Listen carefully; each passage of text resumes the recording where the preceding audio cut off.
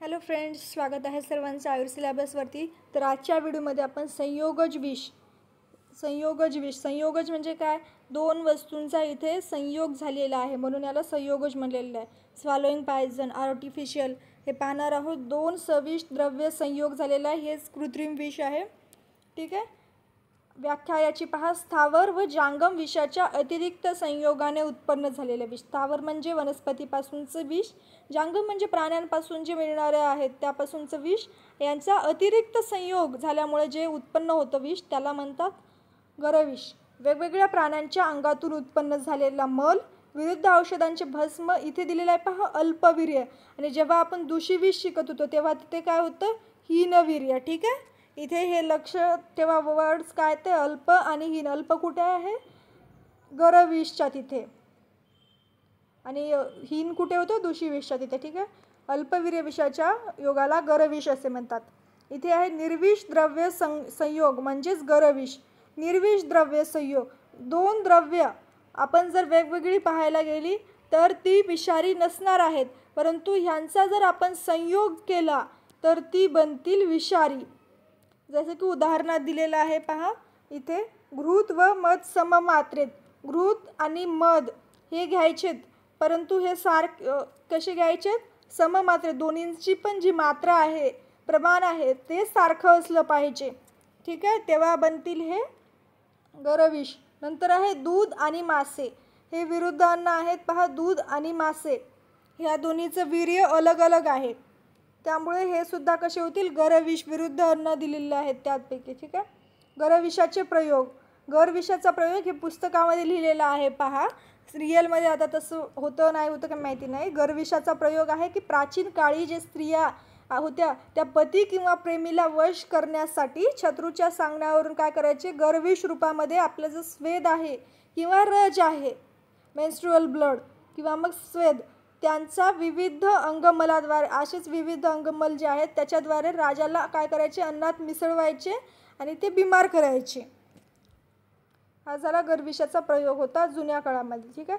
गरविष सेवनजन्य लक्षणे.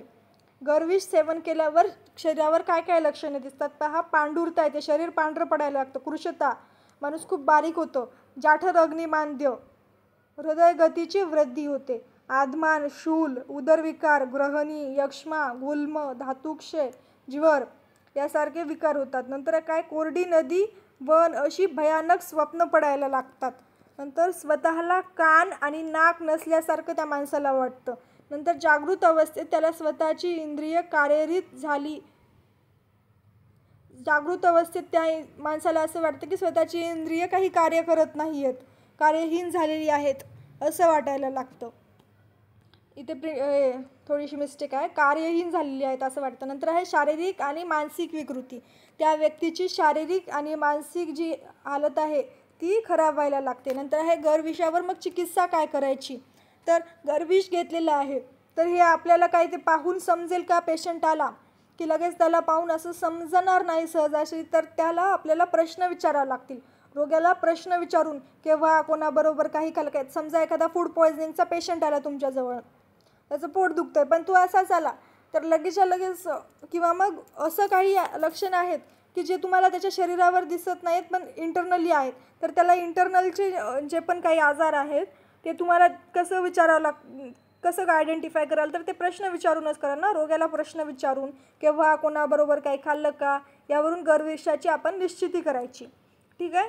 नंतर आहे याची जी चिकित्सा सांगितलेली आहे ही वमनच सांगितलेली आहे. ते पहा, आपण दूषिविषाची चिकित्सा पाहत होतो तिथे पण काय पाहिलं होतं? वमन. कारण की कोणतंही विष शरीरामध्ये जास्त काळ राहणं हानिकारक असतं, त्यामुळे गरविषाची चिकित्सासुद्धा वमन आहे. तर इथे दिले आहे अशुद्ध तांब्याचे चूर्ण मद्याबरोबर चाटवावे. याने काय होतं? हृदयशुद्धी होते. आणि हृदय शोधल्यानंतर सुवर्ण भस्म द्यायला पाहिजे. इथे सुवर्ण भस्म दिलेला आहे, खूप इम्पॉर्टंट आहे पहा. सुवर्ण भस्माचं महत्त्व काय पहा, की ज्याप्रमाणे कमळाचं पान जे आहे, कमळाच्या पानावर जर पाणी टाकलं आपण तर ते थांबतं का? नाही थांबत, ते निघून जातं. तसंच जर सुवर्ण भस्म आपण रोग्याच्या शरीरात टाकलं तर त्यामुळे शरीरामध्ये विष थांबत नाही. ठीक आहे. त्यामुळे सुवर्ण भस्म इम्पॉर्टंट आहे. ओजक्षय होतो. ओजक्षय झालेला असतो गरविषामुळे. काय? बॉडीची जी ओजक्षय आहे, क्षय जातो, त्यामुळे त्यावर काय औषधं द्यायला पाहिजे, मंजिष्ठा, अप्पामार्ग, नीम, हळद, पिंपळी, चंदनाचे उटणं लावायचं. ठीक आहे. आणि जर तृष्णा, का, श्वास, हिक्का आणि ज्वरामध्ये त्या व्यक्तीला घृत आणि त्रिफळा द्यायची. हे झालं आयुर्वेदानुसार. मग ह्याचं मॉडर्ननुसार पाहायचं झालं तर आता पहा सिग्निफिकन्स ऑफ गर्विश इन रिसेंट एरा. गर्विश जे आहे आत्ताच्या काळामध्ये, तर त्याच्याबद्दल काय की any form of incompatible drug combination of less potent toxin that may get in to daily utensils accidentally or intentionally it will definitely harm the consumers. कोणत्या पण प्रकारचं इंटेन्शनल असो किंवा ॲक्सिडेंटल असो, युटेन्सिल्सच्या थ्रू जे आपल्याला कुकरमध्ये ते ॲल्युमिनियम असतं, ते रोज थोड्या प्रमाणामध्ये आपल्या शरीरामध्ये जातं असं म्हणतात. तर तशा टाईपचं जे इंटेन्शनली असो किंवा ॲक्सिडेंटली असो, जर आपल्या शरीरामध्ये रोज थोडंफार प्रमाणामध्ये जरी गर्विश गेलं तर ते शरीरासाठी हानिकारक असतं. नंतर पहा the food drinks. Food drinks आहेत ते. नंतर मेडिसिन्स. फूड ड्रिंक्स जे की आपण कोकोकोला, स्प्राईट यासारखे ड्रिंक्स पितो पहा, कार्बोनेटेड ड्रिंक्स, त्याचा इफेक्ट बॉडीवर दिसायला लागतो. नंतर medicines, washing powders, cosmetics, toothpaste now taken along concocted poisons. ठीक आहे. नंतर आहे ड्रिंक्स और beverages such as soft drinks, milkshakes have additives and preservatives which are harmful to body. या सर्वांमध्ये काय असतात, प्रिझर्वेटिव्ह ॲडिटिव्स, ते आपल्या शरीरासाठी हानिकारक असतात. नंतर आहे food. Addition of adulterants into food for increasing weight and improving profit. जे पण भेसळयुक्त पदार्थ आपल्या अन्नामध्ये मिक्स केले जातात त्यामुळे बॉडीचं वेट तर वाढतं, आणि बॉडीचं वेट वाढल्यामुळं काय शरीरामध्ये ओबिसिटीमुळे जे आजार होतात ते व्हायला लागतात, आणि त्या माणसाचं प्रॉफिट होतं. ठीक आहे. Food adulteration is a process by which quality और nature of given food is reduced through addition of adulterants और removal of vital substances. Adulteration, food ॲडल्ट्रेशनची ही व्याख्या दिलेली आहे पहा. ही एक प्रोसेस आहे ज्यामध्ये फूडची जी क्वालिटी आहे ती कमी केली जाते आणि ॲडल्ट्रस, भेसळयुक्त पदार्थ मिक्स केले जातात. एक्झाम्पल सांगा. Addition of clay, stone, sand, marble chips with rice. भातासोबत क्ले, स्टोन्स, माती हे सगळं पदार्थ टाकले जातात. All cereals to increase weight, वजन वाढवण्यासाठी. ठीक आहे. ह्या भाताचं वजन वाढवायचं त्यासाठी मग हे अशा गोष्टी ॲड केल्या जातात. मग ते तांदूळ जे असतील किंवा मग धान्य सगळे निसून घ्यायला पाहिजे. नंतर आहे vegetables producing fields are irrigated sewage water included with detergent, faeces, factory waste having high concentration of toxic heavy metals. शेत आहे, शेतामध्ये जे आपण पाणी देतो, ती पाणी जे आहे ते खराब पाणी असतं, जसं की वेस्ट असतं, त्याच्यामध्ये हेवी मेटल्स पण जास्त प्रमाणात असू शकतात. त्यामुळे जे आपण व्हेजिटेबल्स खातो त्यामुळे सुद्धा बॉडीवर इफेक्ट होतो. नंतर आहे कॉस्मेटिक्स. कॉस्मेटिक्समध्ये सुद्धा talc which is seen in lotion, powder etcetera is proven carcinogen link to ovarian cancer. जे लोशन, पावडरमध्ये आपण जे टॅल्क नावाचा कंपाऊंड वापरतो त्यामुळे ओव्हॅरियन कॅन्सर होऊ शकतो. ठीक आहे.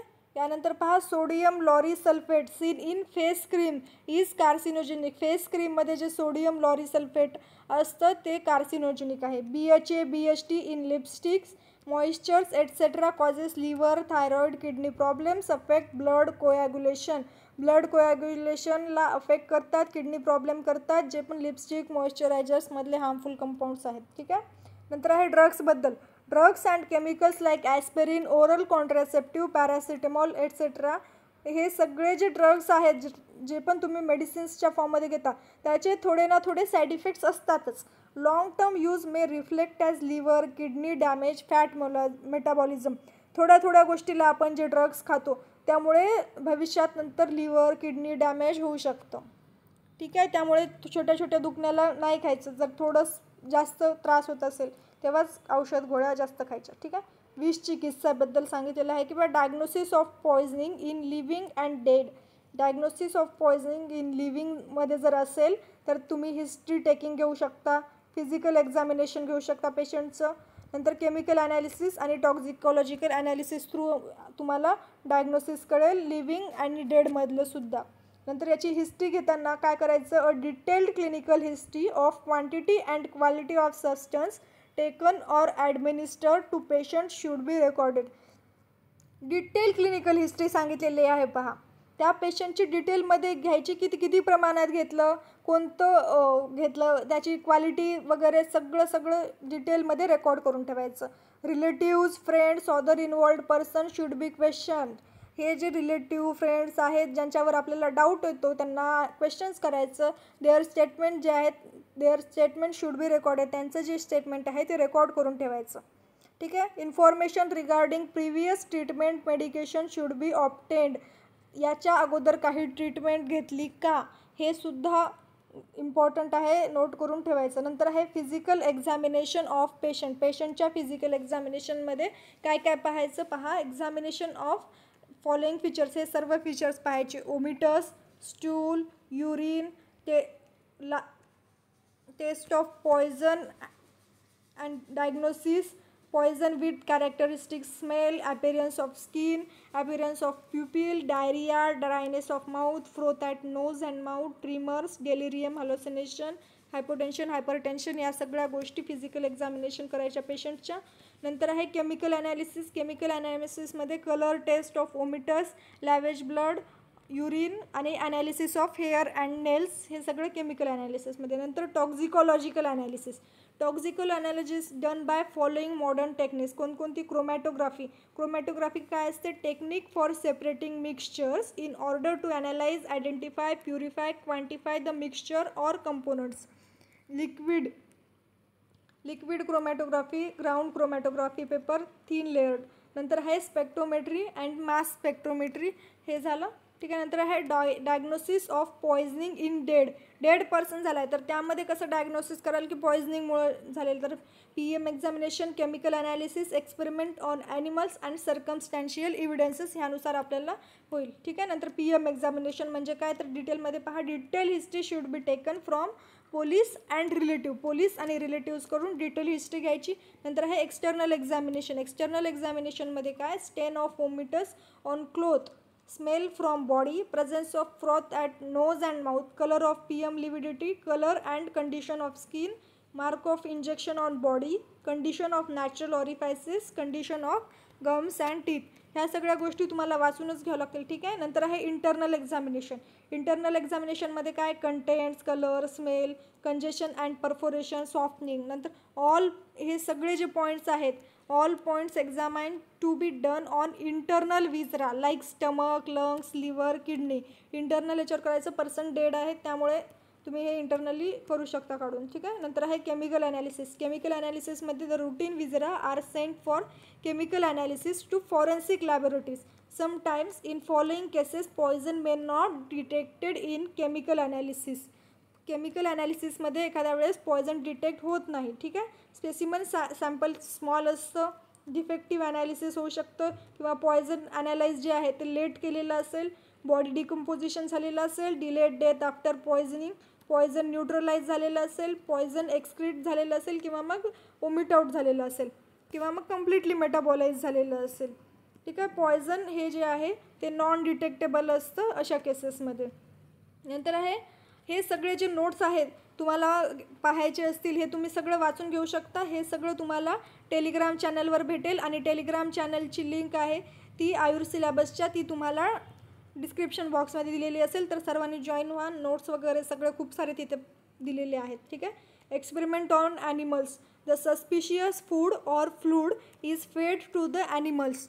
सस्पिशियस फूड जे आहे ज्यामध्ये विष मिक्स केलेलं असं वाटते ते ॲनिमल्सला खाऊ घालायचं, जसं की cat, dog. And manifestation of, जर त्याच्यामध्ये काय होतं जर असेल तर ते मरून जातील. ठीक आहे. Circumstantial evidence. Presence of poison container near dead body.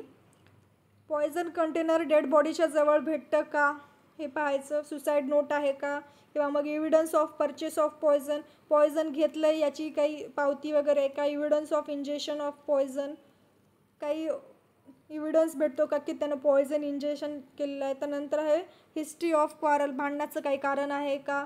नंतर eagerness on the part of relations to dispose of the body. एखादा रिलेटिव्ह आहे ज्याला खूप घाई पडलेली आहे की डेड बॉडीचं अंत्यसंस्कार करायची वगैरे, अशा सर्व गोष्टी पाहायच्या. हे सगळं झालं चिकित्सेबद्दल, सगळं विषयाबद्दल. असेच व्हिडिओ पाहण्यासाठी आयुष सिलेबसला सबस्क्राईब करा. Thank you so much.